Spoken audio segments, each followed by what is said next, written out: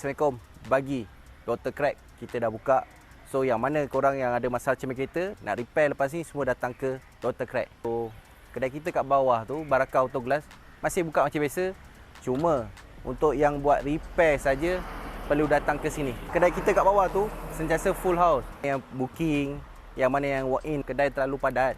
Sampai kat luar sana guys, tengah panas macam ni, kita kena buat repair kat luar. So dah lahirlah satu kedai Dr. Crack untuk khas repair crack saja kat sini.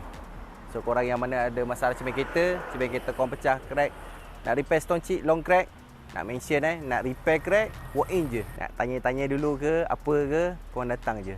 Jangan risau. Kedai kita juga, Barakah Auto Glass. Bagi. Jom aku bawa korang, kita tengok kedai baru kita kat dalam ni macam mana. Kita ada 2 biji yang buat repair pagi ni. Honda City. Customer ni kena stone chip. So ni sekarang proses karing. Kita karing guna UV. So satu lagi Toyota Hilux. Customer ni buat long crack. So yang crack dia panjang dekat atas. Ni sekarang proses dah siap karing lah. Tinggal kita nak bersihkan saja. Semua masalah crack ni apa semua kita guna produk kita. Produk Dr. Crack. Produk Dr. Crack ni sesuai untuk semua jenis kereta. Kereta, lori, bas, van. Semua jenis kenderaan. Bagi. Terima kasih guys.